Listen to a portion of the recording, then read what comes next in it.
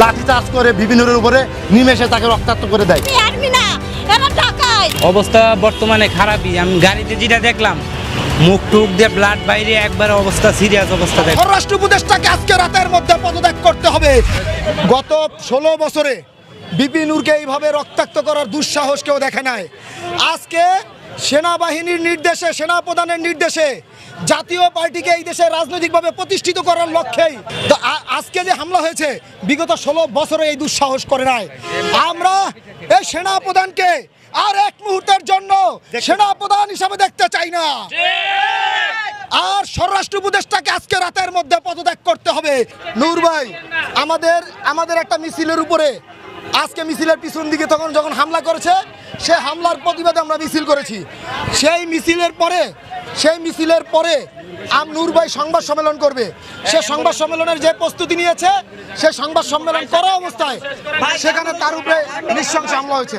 যে জাতীয় পার্টির নেতাকর্মীরা তাদের পার্টি অফিসের সামনে অবস্থান করছিল, আমাদের একটি শান্তিপূর্ণ মিছিল রাস্তা দিয়ে যাচ্ছিল, তারা পিছন থেকে ইট পাটকেল নিক্ষেপ করে। সেই ক্ষেত্রে আমাদের কিছু বাকবিতণ্ড হয় এবং সঙ্গে সঙ্গে পুলিশ এবং সেনাবাহিনী তাদেরকে প্রাচীরের মতো গার্ড দেয়।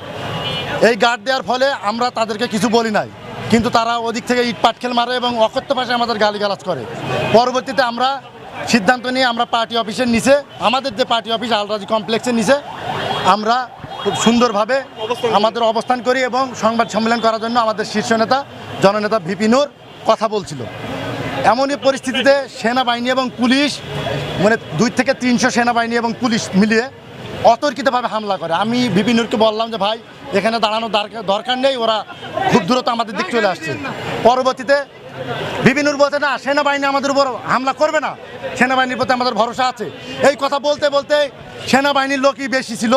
ওখানে সেনাবাহিনীর লোকরা, সৈনিকরা এসে লাঠি চার্জ করে ভিপি নূরের উপরে নিমেষে তাকে রক্তাক্ত করে দেয়।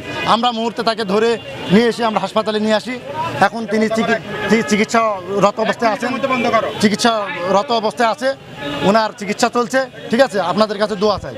আমাদের শীর্ষ নেতা জননেতা ভিপি নুরুল হক নূরের উপরে হামলা করেছে। আপনারা জানেন, আমাদের ভিপি সংবাদ সম্মেলন করছিল সুন্দর পরিচ্ছন্নভাবে পার্টি অফিসের নিচে, সেখানে তার উপরে অতর্কিত হামলা করা হয়েছে।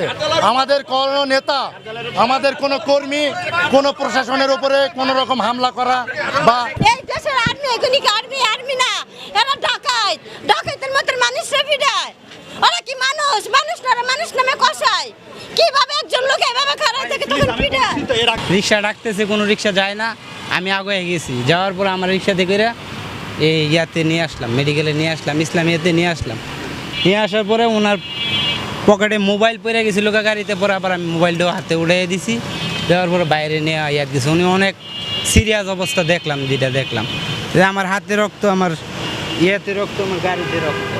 অবস্থা বর্তমানে খারাপই। আমি গাড়িতে যেটা দেখলাম, মুখ টুক দিয়ে ব্লাড বাইরে, একবার অবস্থা সিরিয়াস অবস্থা আমি তো মানে ওদিকে আমার গাড়িতে যাত্রী ছিল, উনি নামিয়া দৌড় মারছে। আমি কি ভাই আপনি দৌড় দিলেন কে? ভাই তুমি 20 টাকার ভাড়া বন্ধ।